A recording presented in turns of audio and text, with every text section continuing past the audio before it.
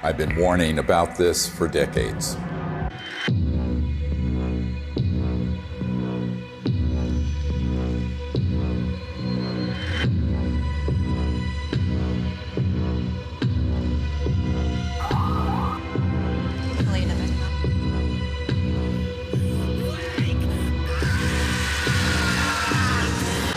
No, not that. This. Speaking of conspiracy theories that actually have truth at the bottom of them, the Corona Relief Bill the President signed last month contains a provision that hasn't gotten a lot of attention. It directs the Director of National Intelligence, in consultation with the Secretary of Defense and the heads of other agencies, to disclose what they know about UFOs within 180 days. So what are they going to tell us?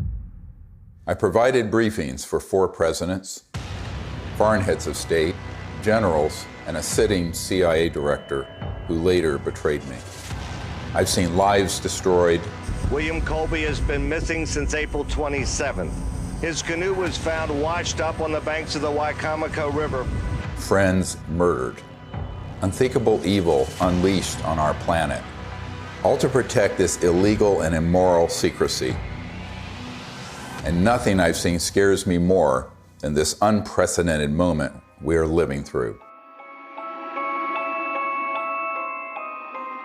We're in the final hour of an agenda that has been playing out for nearly a century. Centralized monopolies of power in government, the defense industry, and the corporate media are all converging on the same narrative that extraterrestrials are real, they're here, and they're a threat. Those are not weather balloons. Those are clearly autonomous aircraft of some kind that are, as you put it, swarming U.S. military craft. So these are there are 2 options. Under intelligent control. These are craft under intelligent control, and they're flying with impunity, Tucker, within our airspace, and they can outmaneuver, outperform anything that we seem to have. We need to find out who's operating them and also what the intent is. The truth is, we do know who's operating them. Some are indeed extraterrestrial, and they are absolutely not a threat, as you will see. It is, in fact, the secrecy that is an existential threat to life on Earth and beyond, as stated by the first CIA director, Vice Admiral Roscoe Hillenkoetter.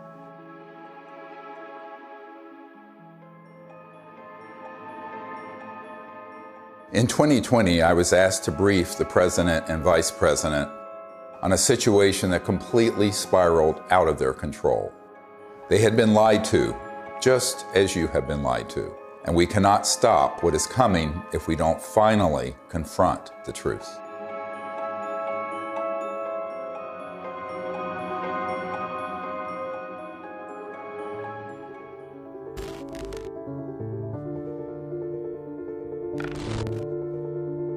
This may be one of the most important photographs ever taken. A dissection of an unknown humanoid from sometime in the 1920s. It clearly isn't human. I don't call it extraterrestrial for one reason. We don't have the history of that it came out of an interstellar craft. We don't have the genetics on it. And there are a group of doctors who are obviously doing the dissection, and then there are suits, very much look like government officials in the perimeter, watching. A woman called me up a few months ago whose mother was a seamstress on the atomic bomb project and built the covering for the bomb that was dropped on Hiroshima and Nagasaki. So she was cleared to the A-bomb project. She was then, of course, moved to the only atomic bomb squadron in the world at Walker Field, which is where Roswell is. At that time, she acquired this photo. How do we know? We tested the paper to establish that it was pre-19 early 50s. And it's a photo of a photograph. And so we do a whole research project on it.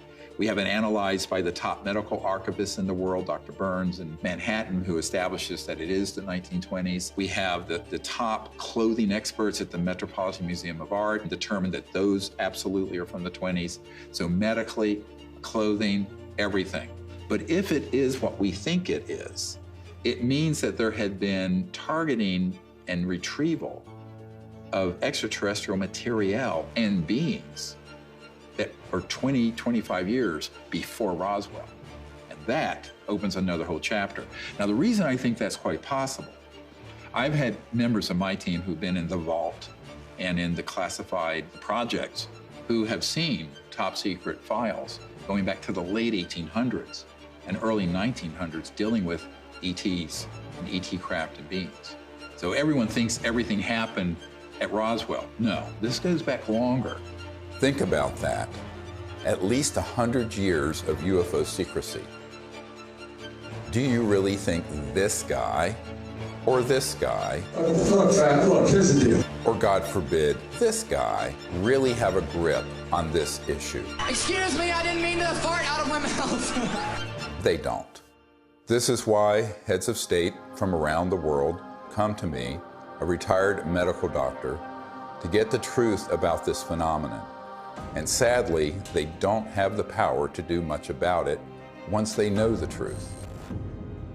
In 2001, I brought together 20 senior military, intelligence, and aerospace whistleblowers at the National Press Club in Washington, D.C., for a press conference that would change the world forever. The men and women who are on this stage and the some 350 additional military intelligence witnesses to the so-called UFO matter and extraterrestrial intelligence can prove and will prove that we are not alone. This marked the public debut of the Disclosure Project and the launch of the global disclosure movement to end UFO secrecy and disclose technologies that would end poverty, climate change, and the use of fossil fuels overnight and transform every aspect of life on Earth.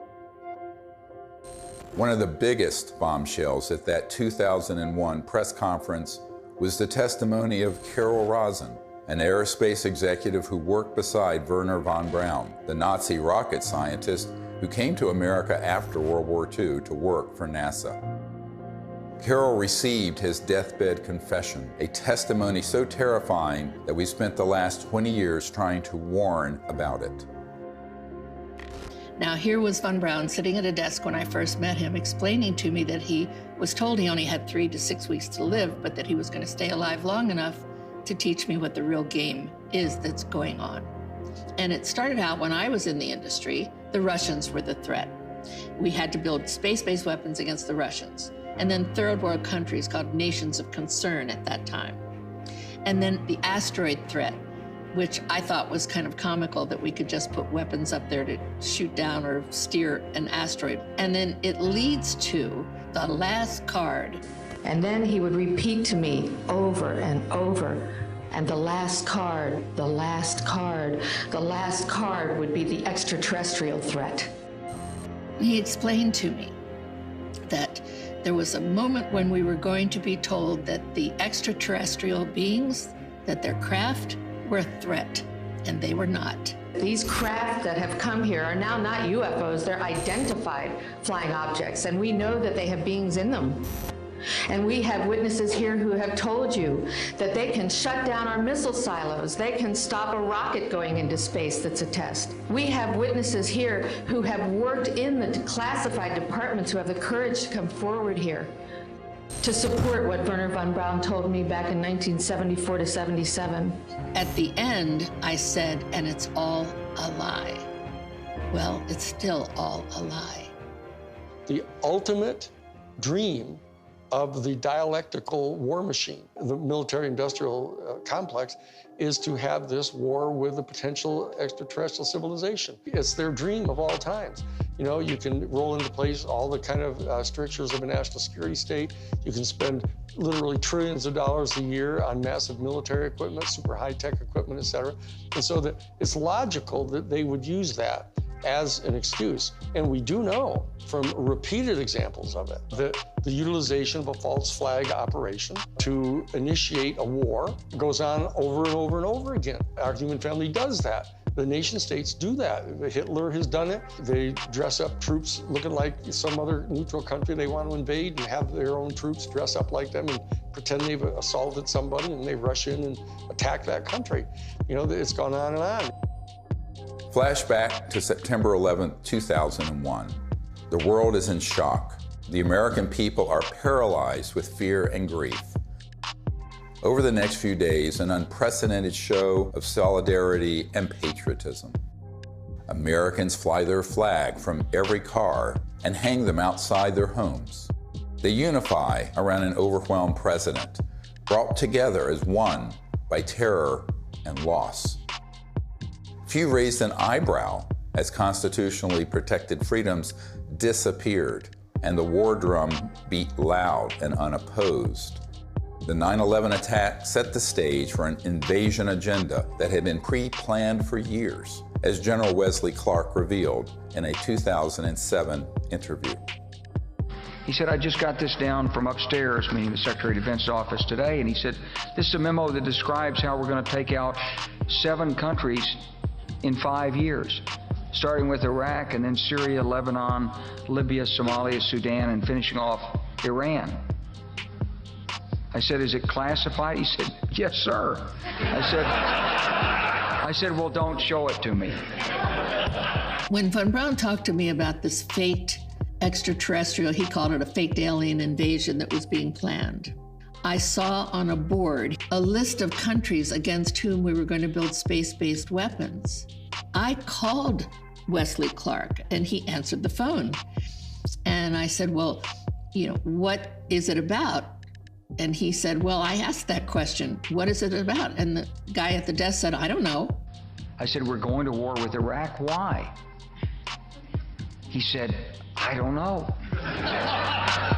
In its paper, published in 2000, Rebuilding America's Defenses, the neoconservative think tank Project for the New American Century asserted that only a, quote, new Pearl Harbor would generate the political will for the military and defense policy transformations the group desired.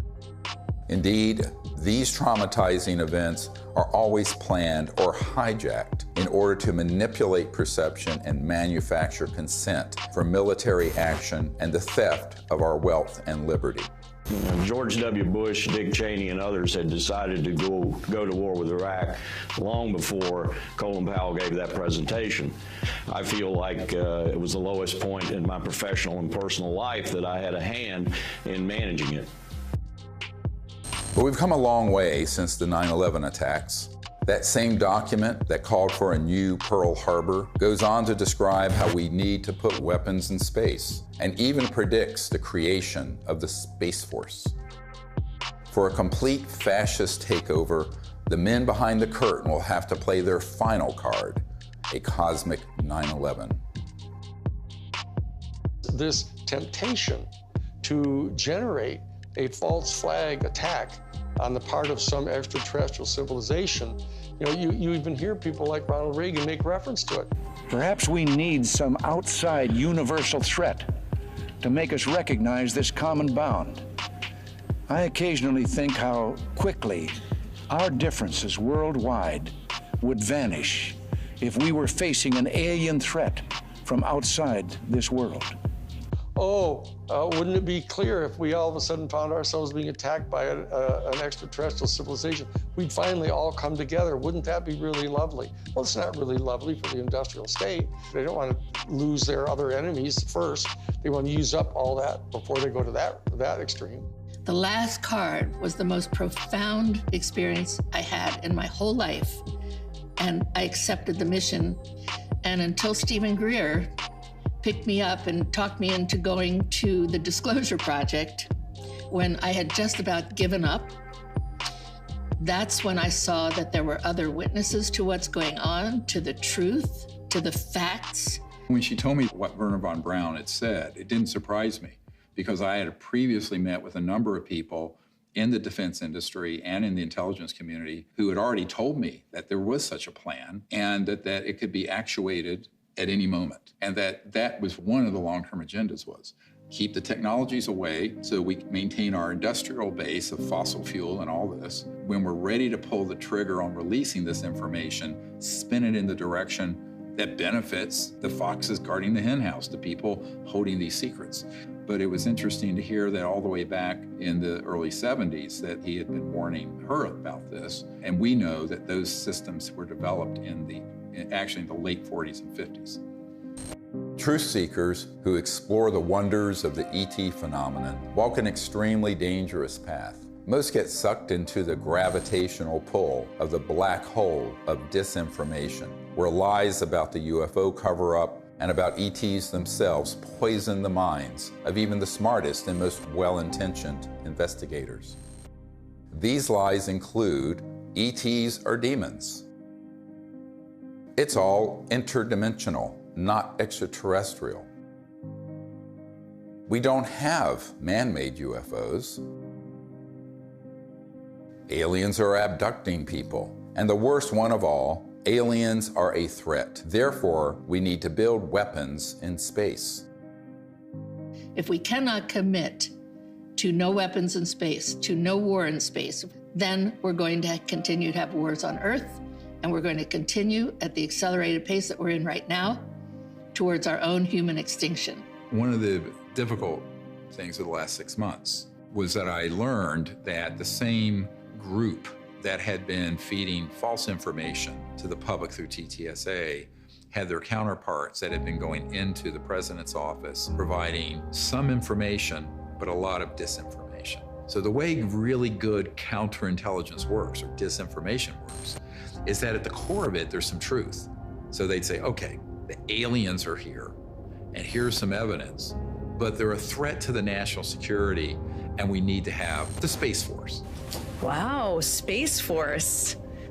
And they get into this thing called the White House and the national security state, and they're completely at the mercy of the people who are going to brief them, and the ones who are assigned and cleared to talk about this issue, by definition, have been in those clandestine operations. I did a video brief for the president, vice president, and also for President Putin.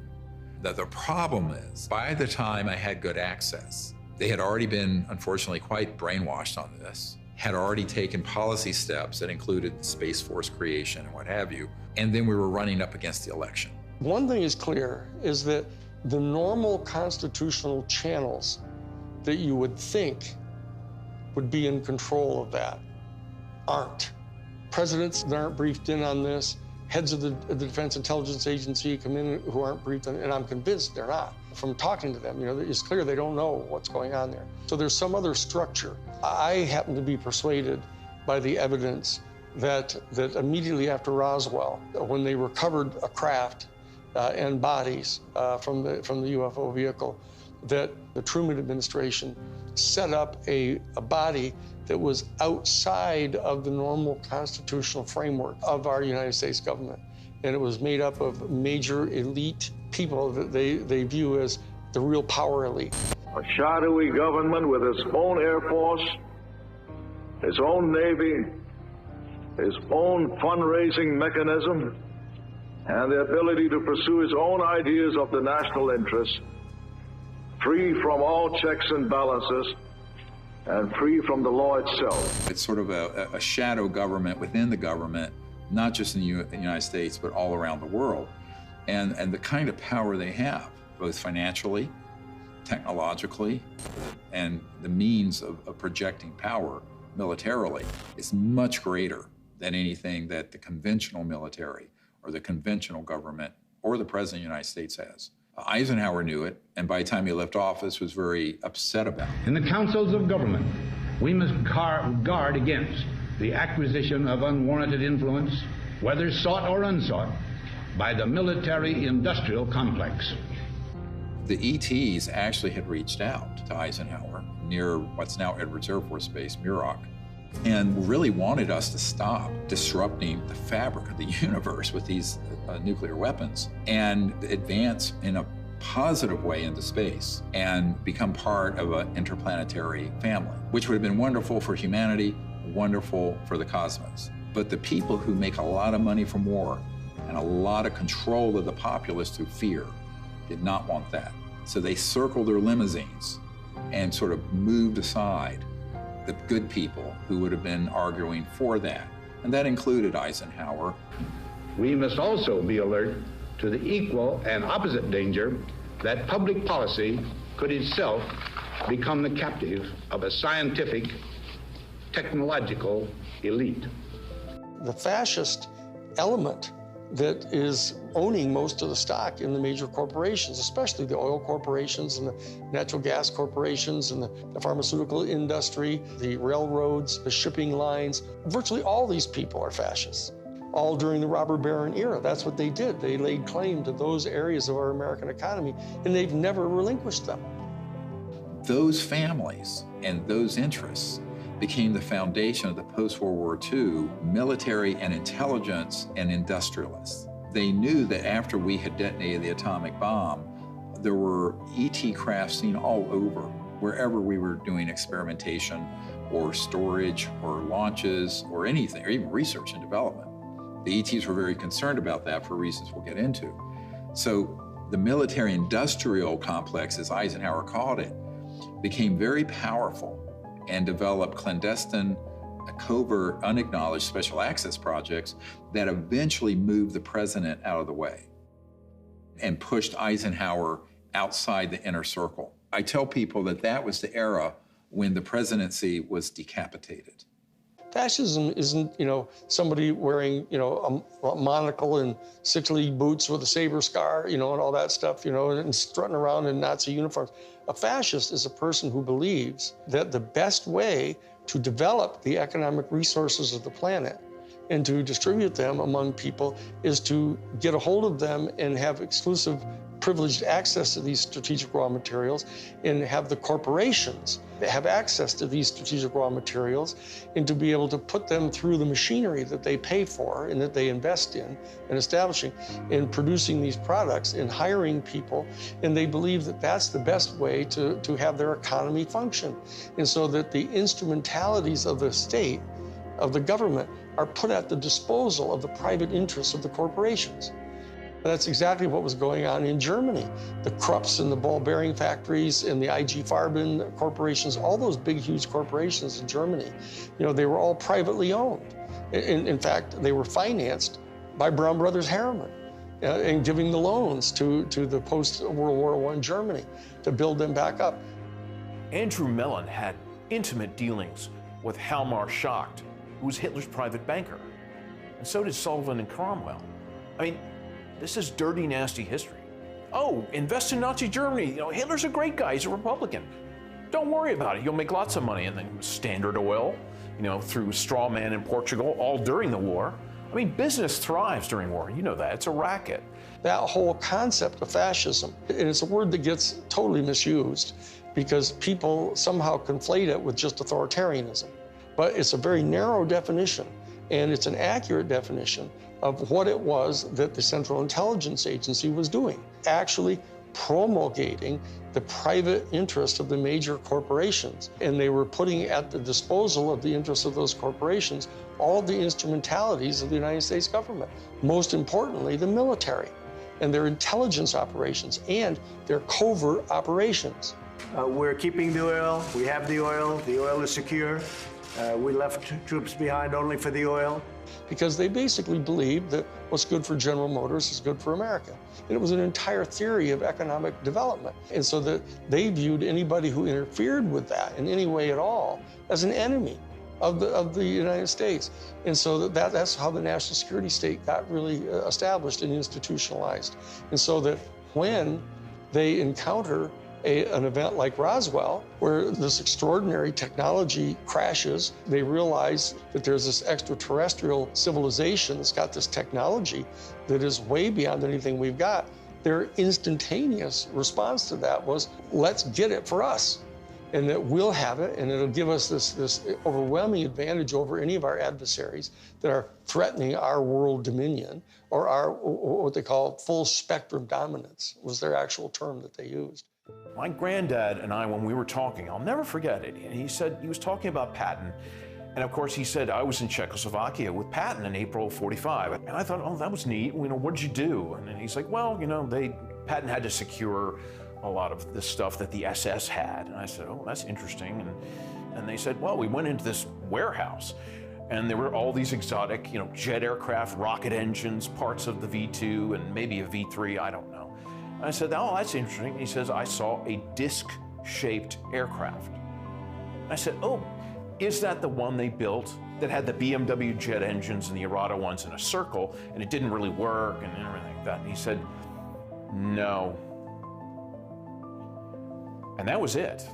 And so they began to take this in, and they started declaring it to be this huge national security state secret, because it was, other than the nuclear bomb, it was the ultimate potential weapon. And so they wanted to be able to use it at their disposal for their private benefit. That fascism and the fascistic proclivities of these big industrialists and very powerful people, they know they really can't control 8 billion people unless they first control their minds and their beliefs and their attitudes. As Nazi war criminal Hermann Göring said at the Nuremberg trial, the people can always be brought to the bidding of the leaders. This is easy. All you have to do is tell them they are being attacked and denounce the pacifists for lack of patriotism and exposing the country to danger. It works the same in any country. The buffoonery of the Third Reich was instructive, and they learned that that kind of behavior wouldn't be effective. So they went subterranean. They went covert. People don't understand. We won the battle of World War II. We did not win that war.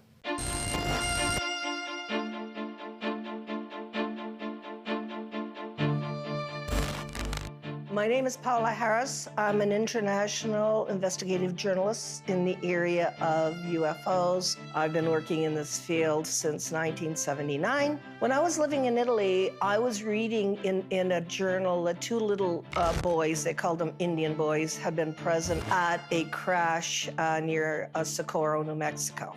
And I was wondering why none of my colleagues ever followed up on that. So when I came to the United States, Destiny had it, that I was able to locate one of the men, Remy Baca. He told me in detail that they had witnessed this crash, these two little boys, in 1945. There was an object that shaped like an avocado. And what interested me most, because I look at the timing, is it was exactly 1 month after we exploded the atomic bomb. And the atomic bomb was July 16th, 1945. 5, 4, 3, 2, 1.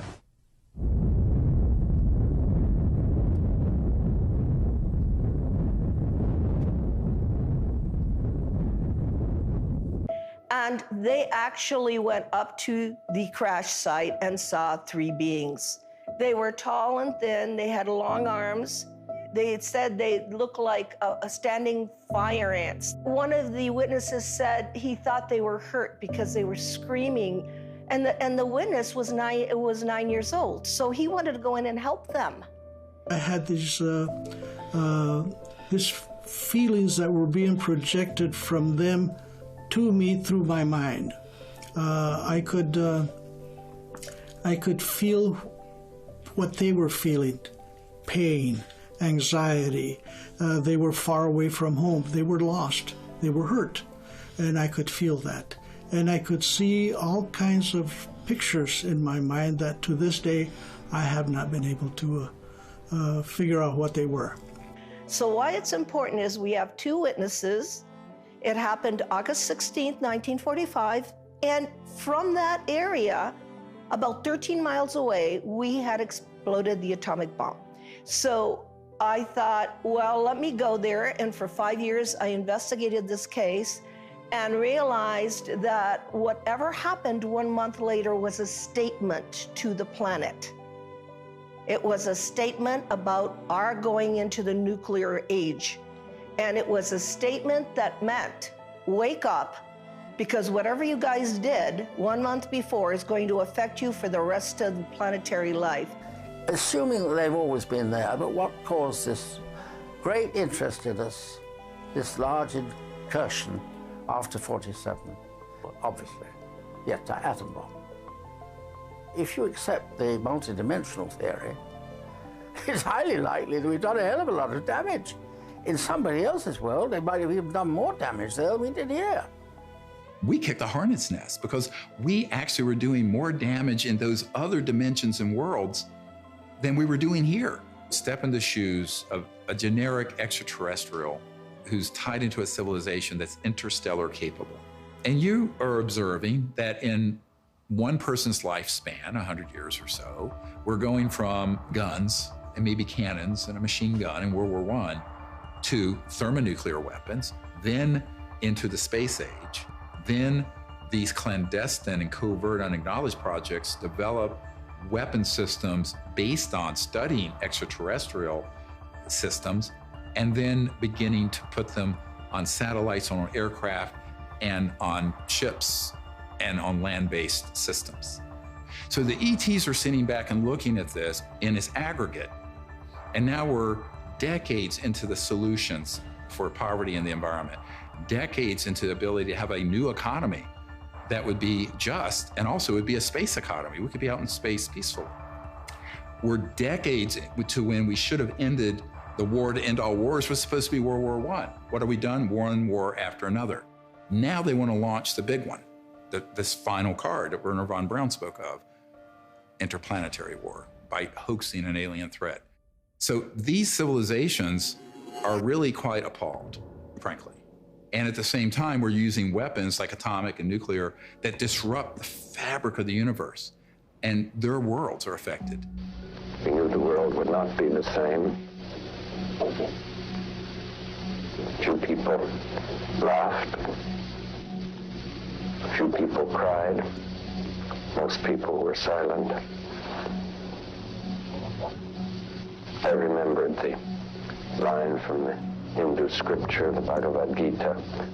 Now I am become death, the destroyer of worlds. I suppose we all thought that, one way or another. I am death, the destroyer of worlds, plural. Worlds, plurals, not just this planet.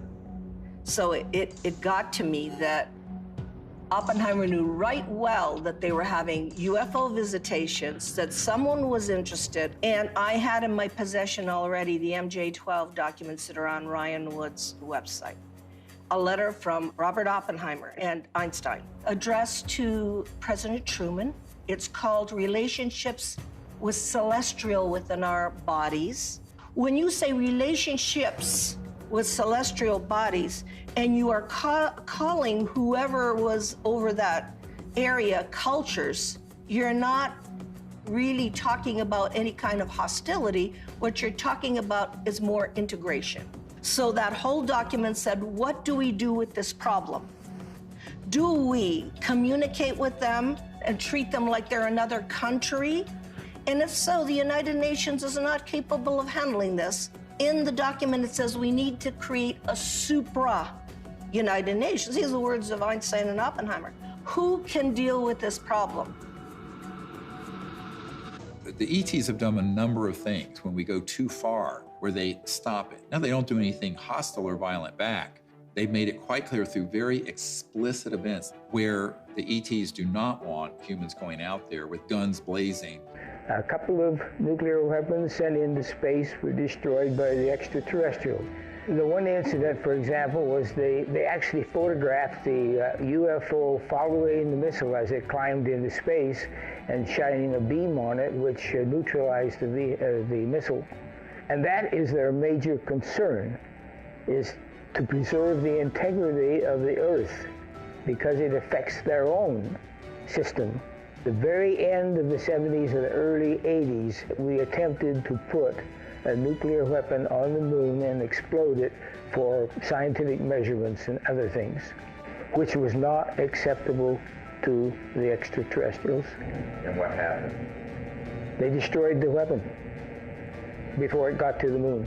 The idea of any explosion in space by any Earth government was not acceptable to the extraterrestrials, and that has been demonstrated over and over.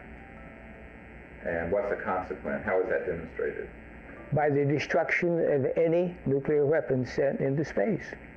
If they were hostile, they would have just eliminated all that testing. They don't. I find out that is not the way they operate. They warn. They say, what the heck are you doing to your beautiful planet? And you have a choice. We have a choice. We can listen, or we can let it happen. If people are watching the media right now, they're not hearing about the peaceful extraterrestrial craft. What they're seeing are released, supposedly leaked documents, leaked videos, much of which is not even true. They're not real. It's faked right there. And it's being presented in a format that is to cause fear, to make us see the crafts and the beings as enemies. There's no question whatsoever that the elite that are in charge of the national security state infrastructure, both the official infrastructure and the unofficial infrastructure, are in fact not only fascistic in their economic vision, but they're racist. So I'm telling you, when you see the documentation that goes on inside the Third Reich, in the courses that they were teaching at the thing called the Ordensbergen. The Ordensbergen was this series of 4 castles where they trained the SS people, and you get access to their documents where they're talking about this eugenics and everything. Why is it that they hate the Jewish people the way they do? And people don't have any idea. People got some weird, distant ideas about this, mainly because we allied so closely with the fascists, even immediately after World War II, that they suppressed all of this information about them. And so people don't really know the details of what their thinking was. But the bottom line is that this issue of racism runs extremely profoundly deep in this elite, white, male, Caucasian elite that owns most of the stock and shares of the major corporations and are the promulgators of this fascist ideology, right? And these are the people that were put in charge of the UFO program right from the beginning. Many people who would consider themselves New Age and into all this stuff fall into these camps of, well, there are the good aliens and the bad aliens. And the good aliens almost always look like someone from Norway. And the bad ones have different features or maybe darker. I'm going, this is racism. You just call it out what it is. This is absolutely racism extrapolated into an interspecies level. Not just racism, but speciesism, which is even deeper. We have to try to overcome this. We have to train ourselves. They're hoping that we as humans evolve out of this mindset of ingrained racist tribalism and not go down the path that these covert interests want us to do and extrapolate into space, push out into space the racist world we've had. I call it exo-racism. Justification for war or genocide always begins with dehumanization of the enemy. For example, as part of their anti-Semitic propaganda campaign, the Nazis revived the centuries-old blood libel, the allegation that Jews murder non-Jews, especially Christian children, in order to obtain blood for the Passover or other rituals, in order to lay the foundation for a false flag alien threat. The national security state has engaged in a similar propaganda campaign for decades, a cosmic blood libel. The national security state apparatus and their media allies have been flogging that particular theory that these extraterrestrial civilizations are all here to eat us or to take over our planet and rape our women. There's a whole scenario that's always gone on the part of authoritarian warrior states. About the ultimate other, the Hun. 95% of all of the movies that have ever been made about extraterrestrial life have portrayed them as hostile and dangerous to us, and it sells in that way. I don't know why people watch those movies. But on the other hand, I don't know why people watch cage fighting either. When Unacknowledged went viral and got hundreds of millions of people to see it, within months, they stood up the TTSA with Luis Elizondo, who is a famous disinformation operative in the Pentagon, at least amongst intelligence officials that I've met with, and others who are well-known disinformation figures within the UFO subject. That began the whole process of trying to pull the narrative back to, gee, we don't know what these are, but here's the evidence that we're, quote, leaking, which wasn't a leak, it was a controlled release. And then they hit the button, so the mainstream media that will take dictation from the intelligence community begins to cover it in the New York Times and CNN and every network around the world.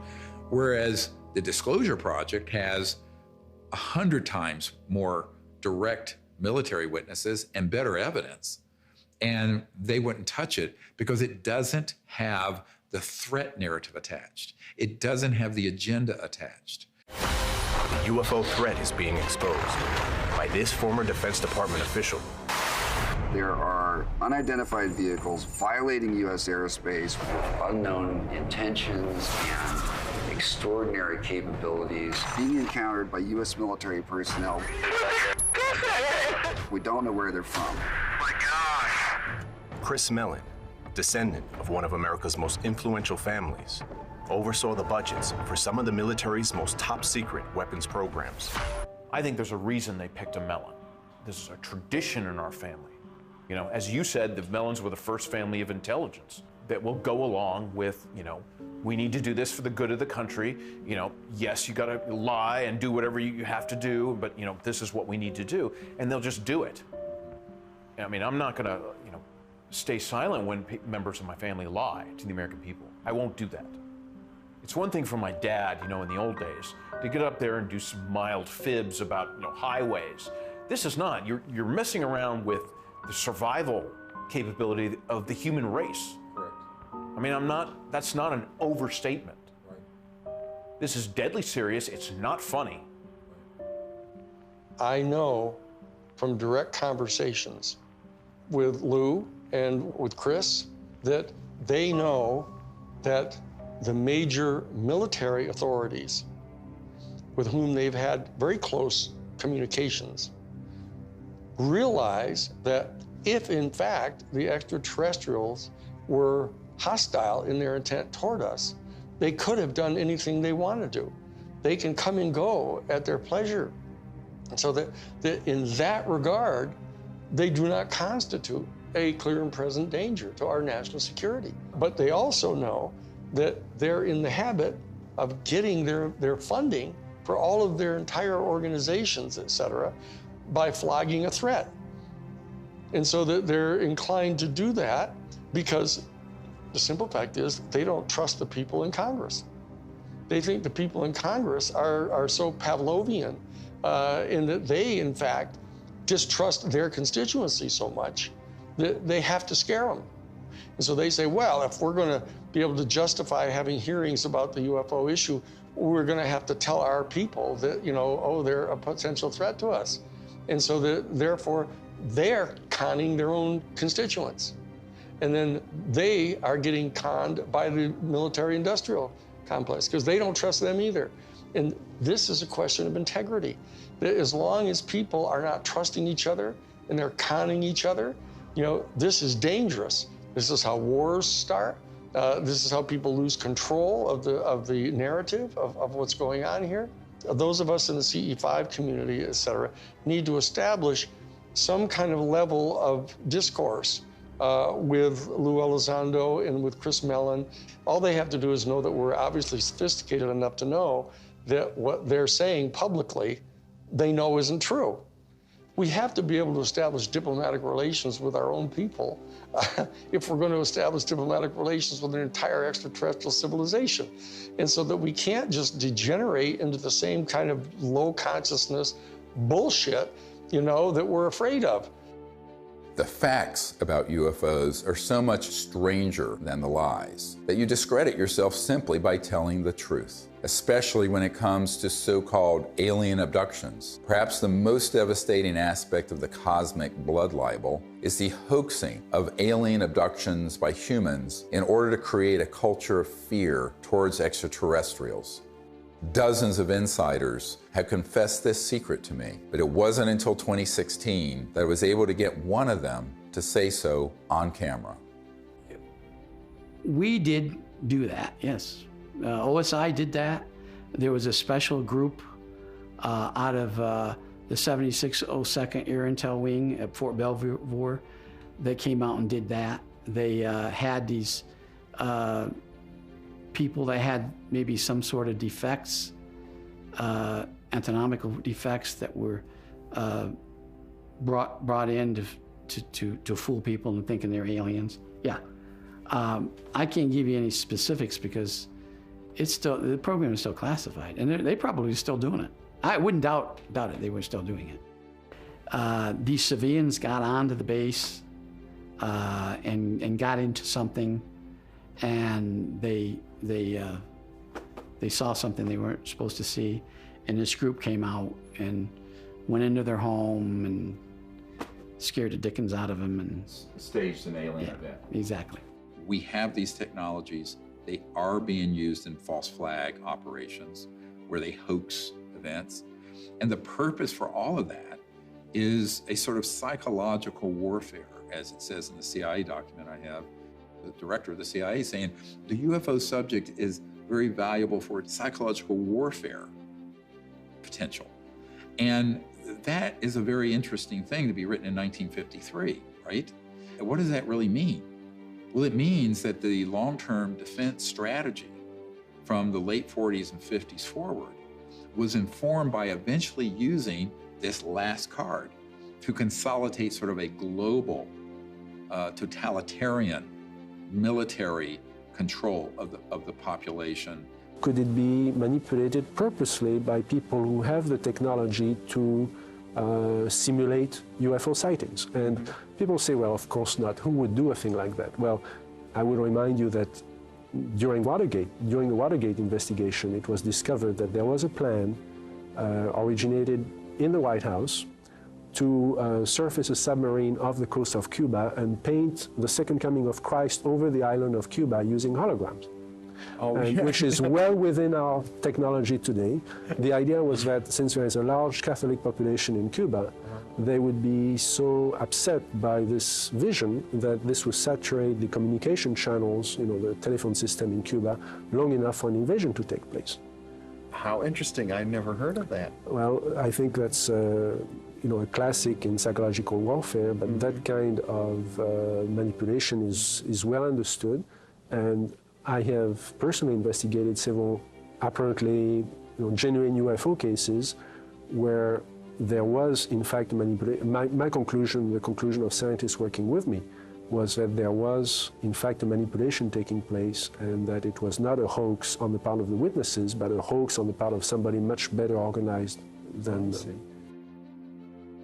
In Vallee's book, Forbidden Science 4, he describes a smoking gun document that confirms what Doty said.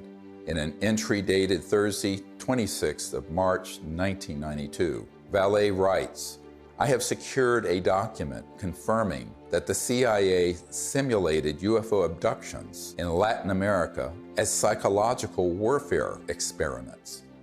We reached out to Dr. Vallee and asked him if we could publish the document in this film.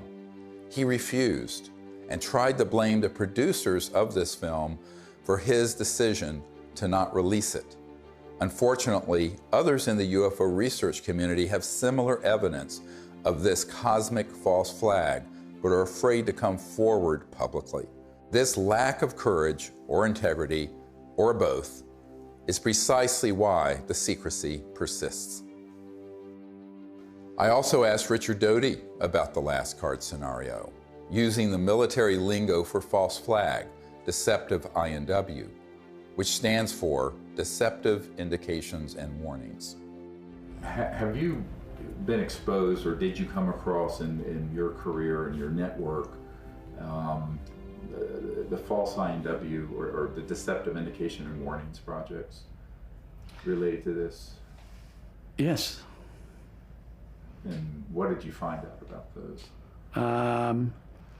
That's pretty hush. I don't think I should talk about that. Yeah. I mean, that's what when I briefed the head of the Defense Intelligence Agency, that was the main subject. That is, that's very sensitive. Yeah, it's very sensitive. Yeah. Extremely. Yeah. So we'll just pass that question on.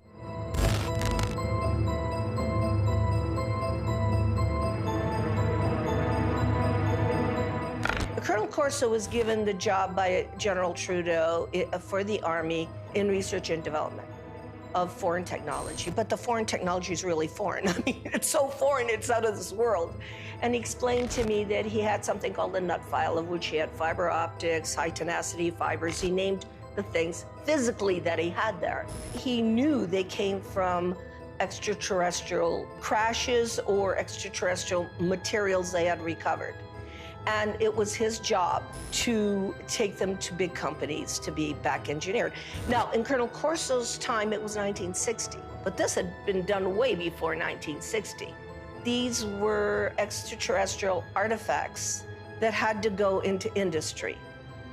So for the first time in my naive years of research, I realized why the secret was secret. I always thought it was about, everybody would panic, then the religions would fall, and I had no idea this was going on. And ever since my association with Colonel Philip Corso, I realized what this is about. What this is about is the toys, the artifacts.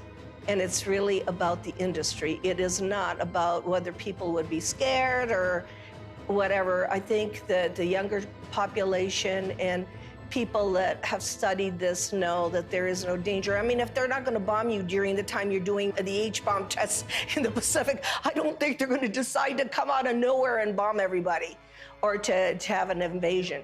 There are too many times where we could have had an intervention that was hostile, and we never have, and we're the enemy. Hey, John, happy birthday. There's no way that I can, sugarcoat this. I was talking to a gentleman about the UAP report, and he contends the Pentagon has alien bodies and crafts. So I just wanted to run this past you. Does DOD have these things, and if so, where? Jeff, the UAP task force is really designed to take a look at these unexplained aerial phenomena, try to help us get a better understanding of them. Again, I'm not going to get ahead of the report that the DNI will submit, that we are helping, obviously, and providing input to, and I think I'll just leave it at that, Jeff. This exchange would have been unthinkable even a few months ago. And notice that he didn't deny it. There are three major lies of the current false flag disclosure of UFOs in the media. Number one, we do not know what UFOs are. Lie. Number two, the U.S. military does not have any aircraft that can perform in the way these UFOs maneuver. Lie. Number three, they are a threat to national security. Lie. The only threat to national security and world peace is the unacknowledged projects using man-made UFOs and other technologies to hoax alien events, period. And yet, we are inundated with messages about the threat to national security posed by UFOs. We take all incursions into our operating spaces seriously. So, I mean, like everybody else here at the Defense Department, certainly we are taking the entire matter seriously as it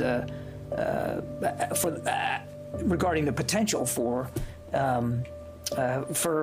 safety concerns. One of the most brilliantly subtle disinformation techniques currently being deployed against the people of Earth is this air of phony agnosticism that has been generated surrounding this issue. Do you believe that they sincerely don't know what these things are and where they don't? We have the best military on planet Earth, the greatest intelligence agencies. These are true unknowns, and they were swarming our military arsenals. They're seen over nuclear facilities. This is documented. We need to find out who is operating these vehicles. There's a certain studied agnosticism that the media is allowing to come out through these ufologists. For example, Nick Pope. I mean, we are under siege. It's like there's a war of nerves going on. And if this was drones belonging to a foreign adversary, there would be an absolute outcry. And yet, the situation we're in, that we don't know what these things are, and they might even be extraterrestrial, that's worse. So I agree with Luis Elizondo on this. This is a potential catastrophic failure of intelligence. The same thing with people like Chris Mellon, whether he's been paid or not. he will get up there and say, well, we don't know what these are, we need to study them. There's a vital national security issue, which is that our sovereignty is being violated by vehicles of unknown origin. Chris and I have met, we've talked about all this stuff. I think the TTSA program was a little goofy with Tom DeLonge. This is a mechanism to change the way the government acts. You're going to see us dealing with the Senate, us meeting with the intelligence services of other governments, and everyone is coming out of the woodwork and saying, this is real, we got to do something about it, and it very well could be a threat, but we can't put our head in the sand. Former Blink-182 frontman Tom DeLonge launched To the Stars Academy, or TTSA, supposedly to bring scientists and whistleblowers together to advance the disclosure of UFOs. In reality, this was a thinly veiled front group for the Defense Intelligence Agency, staffed with notorious spooks like Jim Semivan, the former head of covert operations domestic for the CIA. All of a sudden, the same media outlets that historically ridiculed this subject started fawning over DeLonge and his entourage of disinformation agents, and always with the specter of an alien threat. Hal Puthoff was soliciting me for funds for his quantum communication thing, which I think the Navy has had for 30 years. So there's a lot of disconnects going on.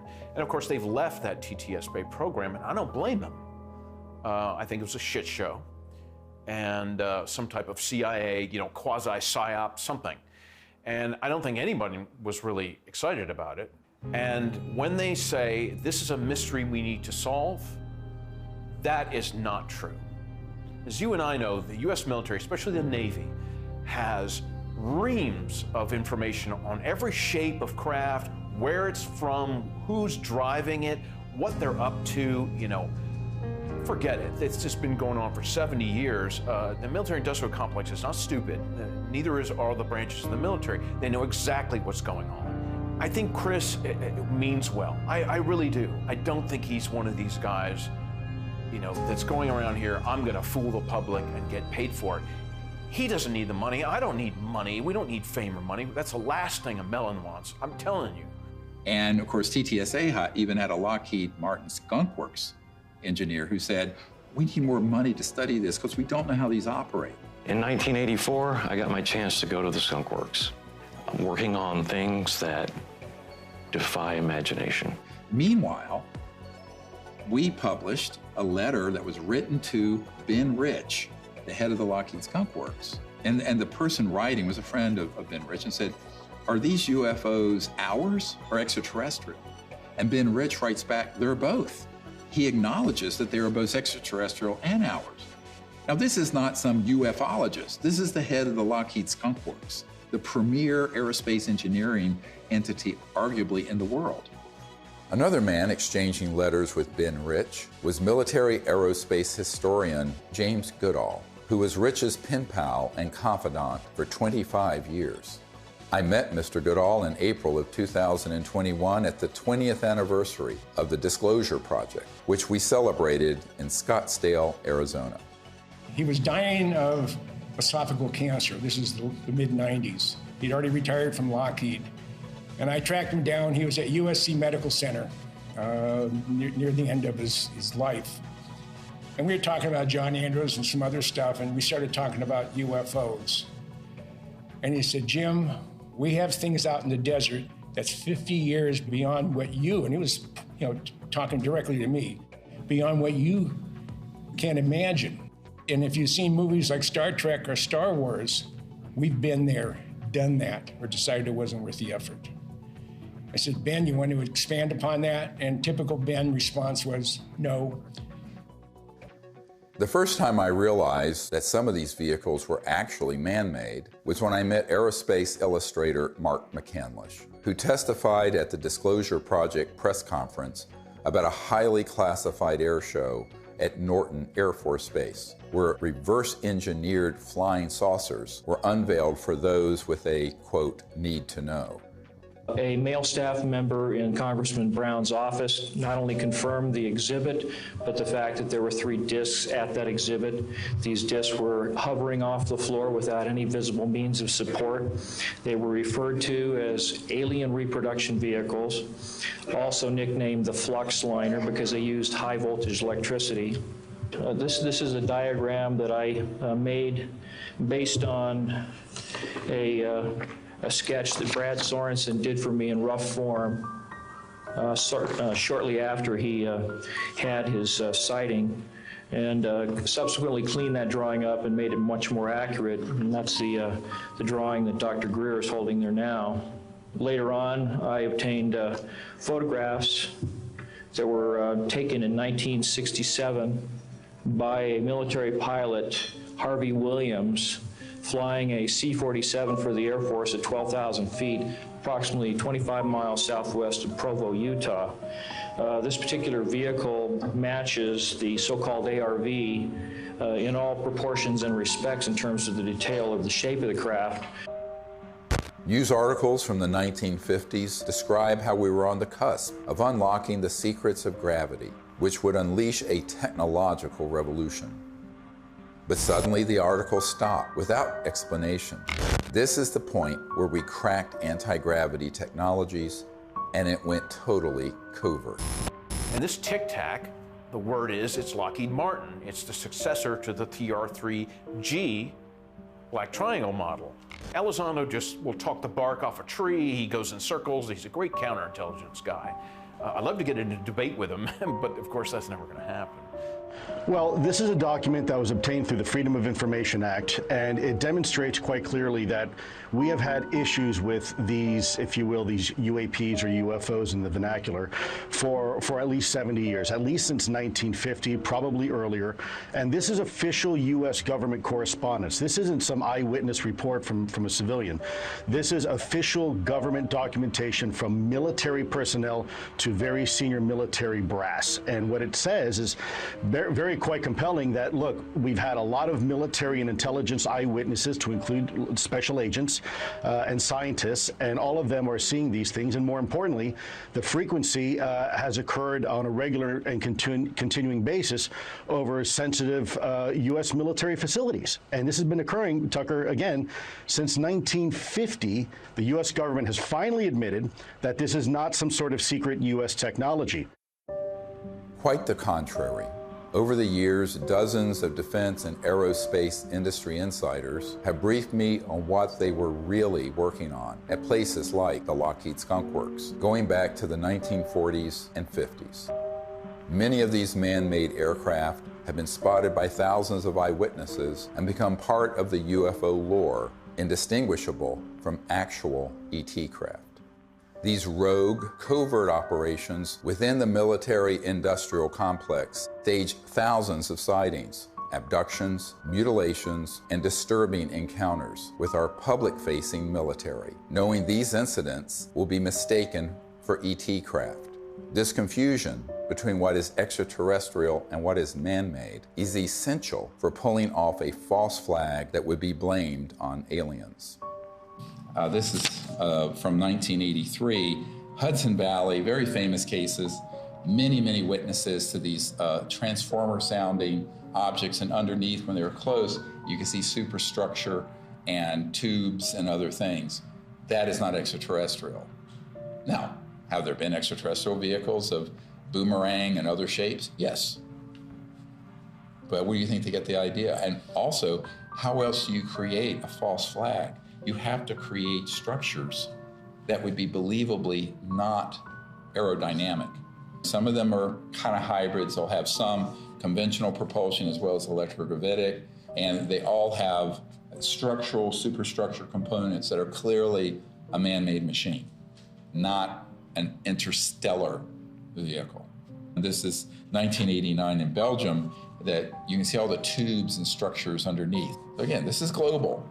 These are also well-known platforms. You can basically, once you get your lifter system in place that causes mass cancellation, you can create any kind of air structure around it. And it doesn't matter if it's aerodynamic or not, because the way it moves, it moves, let's say, the molecules of air around it, so it's basically moving an electromagnetic field effect, so there's no resistance and there is no sonic boom. That's man-made. We've had it for decades. This one is great because it has, if you look at the underside, there are the girders and the structures, and the people under it could see that and could see the light in the center and the three on the end. That is man-made. There are extraterrestrial vehicles that are triangular and that are saucer-shaped and that are other weird shapes. So to make things complicated here, how are you going to know? Well, you got to be close enough to it to see. And if you can't see the superstructure detail, you're not going to know whether it's extraterrestrial or not. This is from Southern Illinois in 2000. They went from animal mutilations being staged by clandestine human organizations to these were doing human vivisections and killing humans. But of course, they wanted everyone to believe the aliens were doing vivisections on people. No, it wasn't. Which ones are man-made and which ones are extraterrestrial beings? Dr. Greer is figuring this out. We've got to listen to this information. These are facts. This is not rhetoric. And then we've got to be able to apply it. We're taught to be afraid. We're taught to fear. We're taught to fear extraterrestrial beings. Really? Get over it.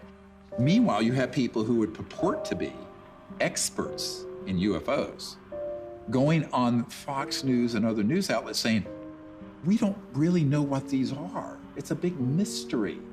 They've lied by omission, and when they say it's a mystery, that's a lie. Okay, I'm sorry, but that, I'm not on board with that. And that, But they have to know that's a lie. Right. So they do, and I think, it's obvious. So, that's why I'm giving this interview with you today. I mean, I've had enough of that. I had enough with my dad. Was he a liaison to Majestic 12 as a magic member? Probably. He probably had 2 pages of the UFO file. Don't worry about the rest of it. Just 2 pages are all you need. Okay, yes, sir. And Chris is going, yes, sir, too. So those people are very studied agnostics who act like we don't know, we don't know, we don't know. And that's why they're given an audience. If they were actually to say, here's what they are, here's what they're doing, which is what a truthful disclosure would be, they would be banned off those networks. I don't think I've ever spoken to anyone who has seen more reports, paperwork, photographs, interviews as you on this topic. Has there ever been a confirmed extraterrestrial ship? We'd have to say no. We'd have to say what's confirmed is that we don't know what this, let's call it a ship or an object. We don't know what it is. We can just say what it isn't. Right. And you can ask yourself, well then what, and of course what we call the extraterrestrial hypothesis is a valid one. I mean, maybe it is from some other place in the universe. In the axis of disinformation, Leslie Kean is the original shameless opportunist of ufology. Over 2 decades ago, Leslie embedded herself in the planning and execution of the Disclosure Project and then betrayed our trust by hijacking our top secret witnesses and case studies and repackaging them. Most people don't realize that on the day of the Disclosure Project press conference, intelligence agencies jammed our signal leaving the National Press Club building for the first hour. Leslie was there and she knew that we had revealed too much. She adopted this fake agnosticism so that every door to mainstream media outlets would be open for her. Anything that can operate in impunity within our airspace, within restricted airspace, that can have near misses with our Navy pilots, it has to be considered a potential threat. Anything that's in the skies that we don't know what, we don't know what it is, and it's demonstrating incredible capabilities. The only way the Department of Defense is going to deal with it is to see it as a potential threat. Anything that enters an airspace that's not supposed to be there is a threat. After receiving classified briefings on UAPs, Senator Marco Rubio called for a detailed analysis. This past December, while he was still head of the Intelligence Committee, he he asked the Director of National Intelligence and the Pentagon to present Congress an unclassified report by next month. We've gone this way before. There have been many initiatives. Gerald Ford, when he was congressman, held hearings, went nowhere. The whole window dressing of Project Blue Book, and then that was just really a publicity stunt by the Air Force. And most recently, the $22 million that the Pentagon spent on this Bigelow aerospace study. I had a Zoom meeting this summer with General Herbert, the chief advisor to Senator Harry Reid, and they authorized this funding. After spending $110 million, maybe more than that, because it was a 6-year-long program, where's the beef? What's the results? That money went to Robert Bigelow, who was in Nevada. And he's a buddy of Harry Reid's, right? Right, who was chair of that committee. UFO proponent, exactly. Thinks they've definitely come here many times. Right, so, you've spent $100+ million gathering information, and what did you do with it, outside of, collecting a couple of videos? The people in that circle around Mr. Bigelow and Bigelow Aerospace were all operatives of these unacknowledged special access projects. They made sure that those $22 million were the equivalent of opening a toilet lid, putting the money in and flushing it.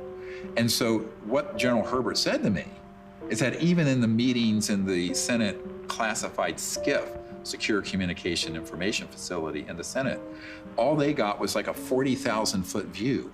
He was an Army pilot. And no detail, no nothing. And I said, yes, that is what was done, and was done on purpose. And so there was a pretty sizable budget for this program. What did they find? Well, I mean, basically what they did with that budget is a lot of different research to try to document what was going on, to try to understand the physics behind how the objects, move around, and then to just keep records of what they were observing. But they haven't been able to find what they are, where they're from, or anything like that. And I said, do you feel they were holding back? He says, oh yeah, a lot. And we were very angry about it. Ultimately, the reason that $22 million grant wasn't renewed is that he and others realized they were being zoomed. They were being deceived and getting nothing out of it. It remains to be seen if they get anything out of this mandatory Director of National Intelligence and Office of Naval Intelligence report that's going to go to the Congress. I think that the more information that's in it, it could be even more dangerous than nothing, because I think they will cherry pick cases that they will spin as evidence of a national security threat. And that's what's been ramping up in the media. So my concern is we need to get ahead of that curve and release to the public this information with the evidence and everything we're presenting, so that people at least ask the critical question: is that report full and accurate? And is it even the truth? I think we need a lot of skepticism. If it's coming out of the US government or any other government and the mainstream media, until proven otherwise, it is cherry-picked information and someone has an agenda because they've hit the button, the go button with the mainstream media to cover it in a very specific way that does not redound to the benefit of the human race. Von Braun gave me the idea that we should have a bill in the Congress and it should have a matching treaty. Well, we did for a while, but in the Congress it didn't work, not in this country. So I went international, and international is where I found some intelligent life that was really willing to create an agreement, a treaty, to prevent the placement of weapons in outer space. Да, наверняка инопланетяне в той или иной форме и в том или ином образе присутствуют на планете Земля, потому что из миллиардов галактик по теории даже вероятности не может организованная разумная жизнь существовать только на планете Земля. Но пока инопланетяне своим присутствием не нанесли никакого ущерба землянам, инфраструктуре и вообще живым организмам на Земле. Поэтому говорить о том, что есть инопланетная угроза, это, наверное, не соответствует реальности. The beauty of having these Russian generals come forward and say this is that we've had a lot of, like Colonel Corso and others, come forward with evidence. Now we have these senior people in Russia And we need more countries to do this, where they unshackle their leaders who know the truth of this and speak the truth to the world community. Now, if you listen to a lot of people, you hear, there are already weapons in space, blah, blah, blah. But the fact is, if anyone reads this treaty, which is hard to get them to do, it's on peaceandspace.com, then you will start to see, and it does tap people, along with the treaty, CE5 events where people can actually have an experience. What more do we need? Well, if you're listening to the scientific method that's been taught to most of us, there's no evidence, we're still looking for it. That is ridiculous. What about the people like me, like Dr. Greer, like 900 other witnesses? What about them telling the truth, risking their lives? The courage that it takes to do this, I haven't had it until now. There is another path, just outside the gravitational pull of that black hole of disinformation. It's the path I've spent my whole life fighting for and protecting. It's the path that leads to enlightenment, world peace, and the realization of technology so advanced that to us, they would seem magical. This is the path of truthful disclosure and peaceful relations with our brothers and sisters from the stars. CE5, or Close Encounters of the Fifth Kind, is a set of protocols I developed to initiate peaceful contact with interstellar civilizations. It's easy enough for anyone to do, and will absolutely transform your life. Millions of people are learning how to do CE5 by connecting with local CE5 groups or by downloading guided meditations in the CE5 Contact app. Doing that in the context of meriting citizenship in a galactic civilization is a very meaningful meme. To say, look, we need to work on ourselves. We need to elevate our consciousness. We need to hearken to the higher angels of our own nature, etc. That's all a dynamic that we do have control over. That's why I think the CE5 thing is so important, because that's the best way to get data, not to be speculating, from our own political ideology about what they might be like. We really have to have direct communication with these beings. The more, the better. That dual role of elevating our own consciousness and rising to the highest levels of the angels of our own human nature on the one hand, and reaching out to establish communion and contact with the extraterrestrial beings themselves are the two pathways that we have. And in dealing with the national security state, we just have to take whatever steps we can in the legislative realm to impose treaties to keep us from doing things like militarizing space and developing space weapons and all that kind of stuff. That's another third leg of this stool that we have to really do to exercise whatever kind of control we can have over the political realm. And that, I think, is the only way we're going to have not just world peace. World peace should have happened at the end of World War I. We have to have universal peace. At this point, world peace is too late. We're already in an interstellar moment. We're already in a cosmic time. So we have to have universal peace. And universal peace comes from both our external policies and behaviors and from within, the great peace within, the state of universal consciousness. As we wrap up this film, we are seeing the threat narrative intensify by the day. Language like, "We need to stop trying to contact aliens," seems to confirm my long-held suspicion that CE5 would be blamed for a staged alien attack. Do not believe this lie. This isn't entertainment. This is our survival.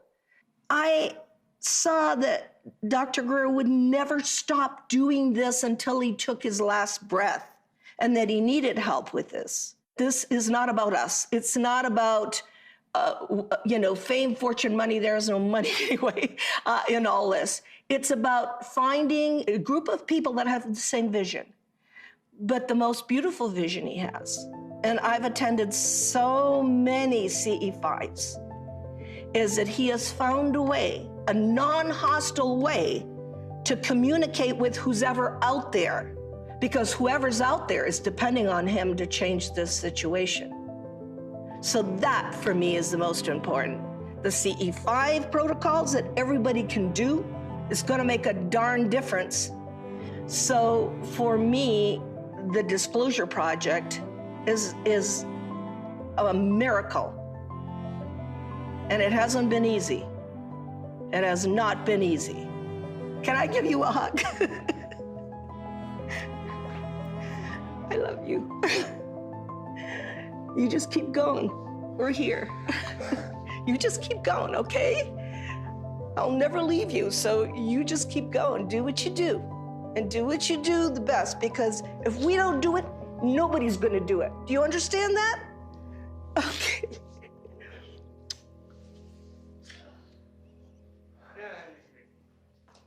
No, okay, can I go outside and get some sun?